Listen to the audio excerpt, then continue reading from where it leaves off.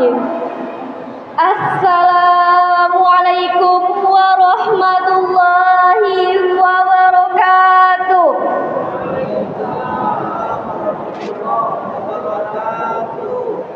Alhamdulillahilladzi ja'alal qalama lil kitaba wal kitaba lil qiraah wal qiraah lil ma'rifah wal ma'rifah lil ibadah wal ibadah lillahi ta'ala.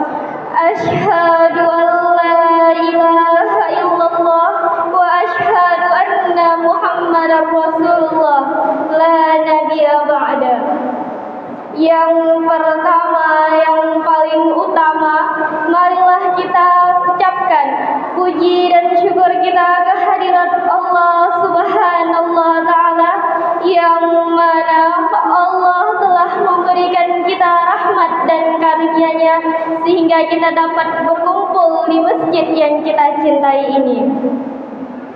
Yang kedua, yang tidak pernah menjadi yang ketiga, selawat beriringkan salam marilah kita hadiahkan kepada putranya, putra Abdullah, buah hatinya Siti Aminah, intannya kota Mekah, mutiaranya kota Madinah, yang kemana-mana selalu naik onta, yang tidak pernah naik Toyota, apalagi Kijang Innova.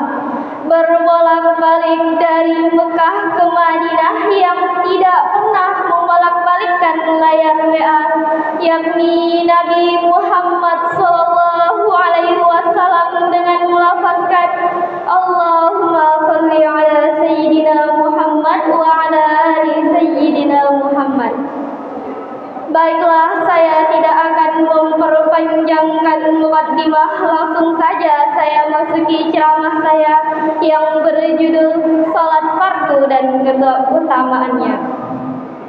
Hadirin wal hadirat yang dirahmati Allah, salat adalah tiang agama. Salat juga merupakan penghilang dosa-dosa yang terdapat di dalam tubuh kita. Maka sewaktu kita mengerjakan salat baik dalam keadaan rukuk dan sujud, maka berjatuhanlah dosa-dosa itu. Hal ini sebagaimana Nabi sallallahu alaihi wasallam bersabda, Innal 'abda idza qama yusalli ata bi dhunubihi fa wada'at 'ala ra'sihi fa kullama raka'a aw sahada tasaqat anhu dhunubuhu. Sesungguhnya barang siapa yang mendirikan salat, maka diletakkan semua dosa-dosa itu di atas kepala dan kedua bahunya. Ketika dia rukuk dan sujud, maka berjatuhanlah dosa-dosa itu. Hadis riwayat At-Tabrani Al-Baihaqi.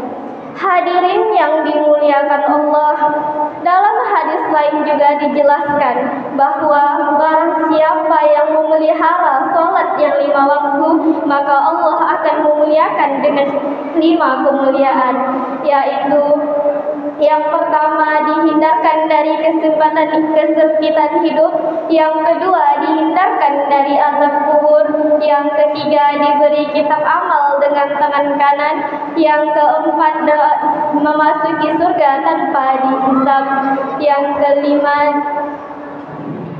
kelima berjalan di akhirat seperti kilat. Demikian Allah juga akan memberikan suatu hukuman kepada orang yang meninggalkan dan melalaikan salat dengan sebanyak hukuman 15 azab, yaitu 5 saat di dunia, serta 3 tatkala mati, 3 tatkala keluar dari kubur, dan demikian juga 3 di dalam kubur.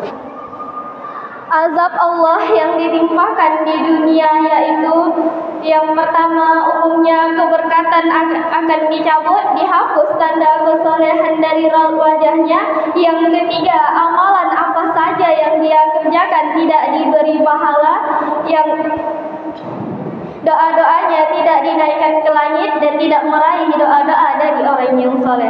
Hadirin wal hadirat yang dirahmati Allah, ada sebuah cerita seorang yang soleh yang sedang menguburkan seorang perempuan yang telah meninggal di dunia. Tidak terasa dompet dan uangnya jatuh ke dalam kuburan tersebut.